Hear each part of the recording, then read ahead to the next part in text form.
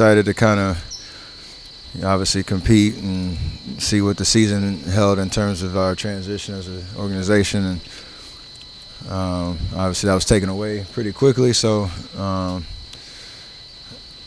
4 months to just get ready for a day like today where, a lot of hard work's gone into the rehab. So many people helped me, get to this point where I'm confident and getting back out on the floor and getting back to what I love to do. Joining my guys who I know have been through a lot this season and, trying to finish the season on a strong note.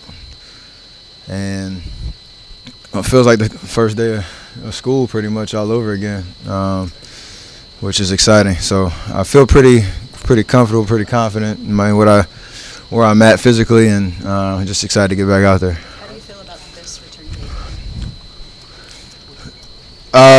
date? Obviously, when I knew what the extent of the injury back in October or early November, knew how long of a journey it was going to be, and tried to set the goal of being ready for this time frame around March 1st, and obviously with all the different circumstances of trying to get my conditioning, my rhythm, and make sure my hand's been through enough competitive type of situations where I know how to respond. It took this long to get here, so I don't think we didn't rush or we weren't overly conservative either. So it's kind of right in that sweet spot where, again, I'm just confident in what I can do, and getting my feel back on the court is what these next 20 games are going to be about. How did you feel when you got the news that it wasn't going to be March 1st? And how did those extra days go? It sucks when you get so close and you have your mindset on like what return day it is, and again, it's about setting a goal so you can work towards that. Obviously, I understood the thought process, the extra 4 days, and going down to Santa Cruz and playing pickup, knowing we didn't have enough bodies here to kind of get that or have that set up, here. So nobody likes to wait, more than they have to. I'm not the most patient guy, but in terms of understanding, again, the thought process, making sure everybody in the organization was, or the voices that matter, were in alignment on exactly when I should come back. Today's the day. How was that scrimmage in Santa Cruz? And did you come out of that thinking, okay, I'll be good to go Thursday? It was so much fun, for real. Like, one, just to be in a different setting. I've been grinding and rehabbing here for almost 4 months, and it's kind of a weird place where you're with the team, but you're not really. So you get a different change of scenery, guys that were just excited to play, compete. We had a pretty good run.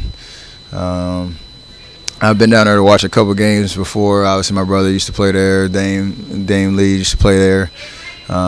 It's a really cool environment, but it made me just appreciate, where I was and the rehab process and how close I was to get back out on the floor and just having fun playing basketball. So, pretty cool experience, I'd say. What do you want to see with your left hand tonight? Like, what are you tracking during the game? What are you curious about? Hopefully it doesn't, there aren't any thoughts in it, and just I get to play my game the way I see it and just be able to react and make plays without, having second thoughts or hesitation. If I need to make a left-handed pass, no matter where it is, or finish with my left, or defend and get a deflection, or take a hit with it, that I'll be able to do all that without thinking about it. So everything that I've done to prepare, I've put it through every test I think possible without being in a game-like setting. So I'm sure there'll be some moments where it'll pop in your head and you kind of make sure it's all right. But after that, you just keep playing. Success for you in the last 20 games? Obviously there's no playoff push, but what is success? Staying healthy, and it's the same kind of way I gauge my game after every night. You walk off the floor, it's not really a stats thing. It's just, did you play the best that you could that night? For me, I know it's going to be weird early with minute restrictions and all that type of stuff. I never liked those. So trying to balance the flow of the game. But as we go, tonight, Saturday, and beyond, just getting my rhythm back. It's kind of just getting back to enjoying playing basketball at the highest level, and there's a process to that.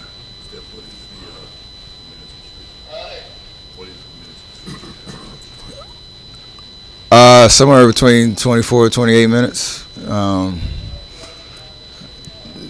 don't know exactly. We haven't really finalized exactly how that's going to look, nor should we tell anybody. It's just a matter of kind of staying in that lane where I can go at full speed, highest intensity, and not burn out and get through a whole game. So I'm not worried about it at all. I think I could play a lot more than that just based on all the work that I've put in. But you got to be smart about it in that sense, and you also have to feel the game too. So obviously I want to be out there when it matters. Finishing quarters, finishing the game, and being available in that respect. So that's the goal, to manage the minutes, but also not mess with the game where I'm not all the way, engaged and able to kind of make an impact with longer stretches consecutively out there on the floor. What can you say about the way Steve has coached this season with a group of guys who've been thrust into the,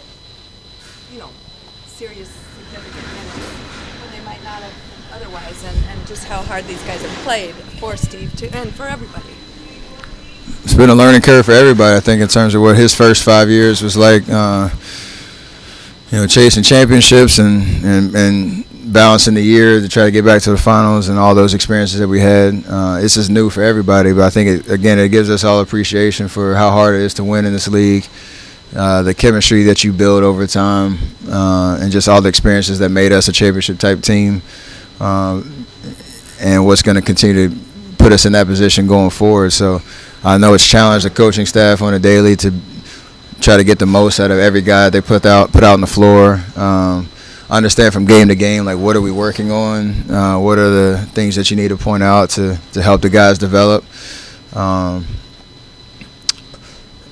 him, probably another level of patience that, it probably in years past hadn't had that test. And for the young guys, it's going to do wonders for them. That's what we've been telling them all year. Like, the record sucks.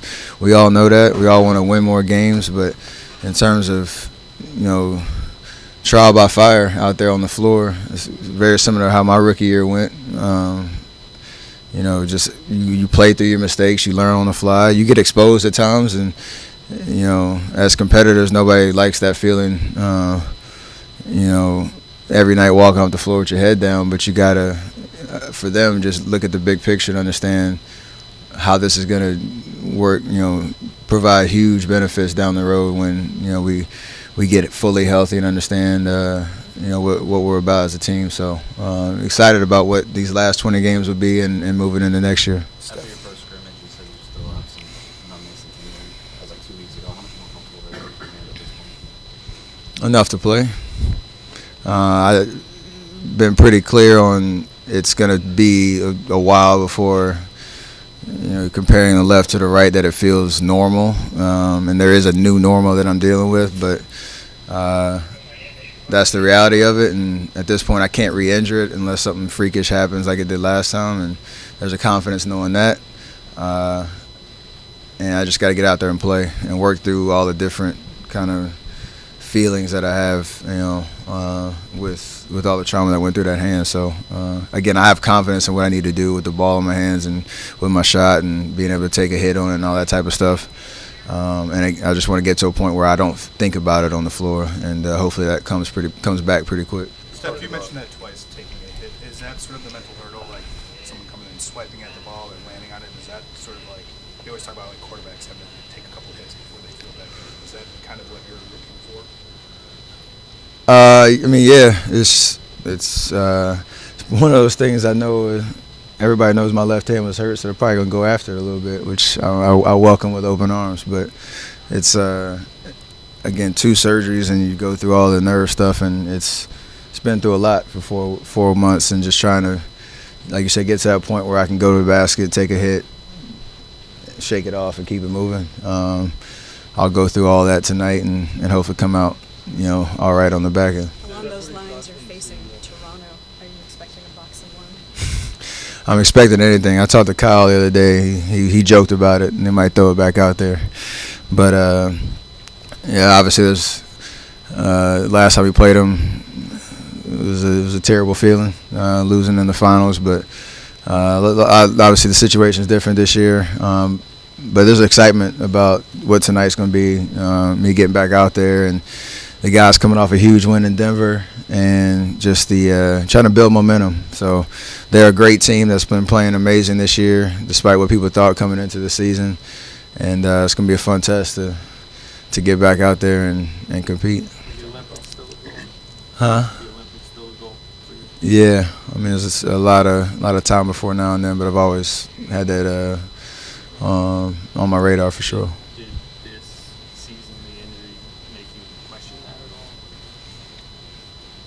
It wasn't really a thought until, recently when I know I'm getting back to where I'm ready to play. So right now the focus obviously is just trying to stay healthy for these last 20 games, get my rhythm back, get to the level of basketball I know I'm capable of playing. We're obviously going to be done April 16th, so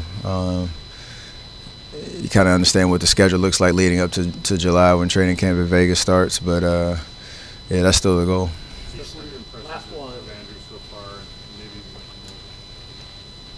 Oh, another Canadian. We got 2 Canadians. Yeah, exactly. Andrew, just in terms of,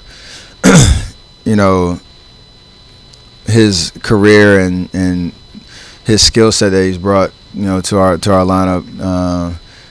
Everybody talks about the fit and what, how he can, fill a gap in our roster in terms of his length, his athleticism, the way he can, play one-on-one basketball and get a good shot. His speed, just being able to cut, and move it out the basketball, all that type of stuff, the way that we like to play. You see flashes of it, and even last game in Denver, he had we have 20 whatever and 10 assists, like being able to make plays and be a playmaker when he has the ball in his hand. So it's just about continuing to build confidence and that chemistry with and the comfortability of how we play, what he's expected to do. And as we continue to get healthy, that start to show itself even more. So excited about what he's going to bring, obviously, the rest of this year and going into next year. And Michael, obviously, in terms of just he's on a 10-day, there's a lot of pressure when it comes to being able to perform under the spotlight. And, he's had 3 pretty good games so far. So just excited about what, as a sharpshooter, pretty athletic, he's shown a lot of flashes, and want him to continue to build confidence. You said that you're managing your minutes. What about games? You guys ever talk about back-to-backs or anything like that? How you would manage? We had talks about back-to-backs and whether that's in play or not, but the rest of it is when I come back, I wanted to be all the way back and not have that kind of now you see me, now you don't type of vibe. So that's why I had all these checkpoints to get through to get cleared to play. And now I want to be out there every night and finish out the year strong. So I got 20 games, whether that's 16, 17, 18 games, whatever it is. Should be fun.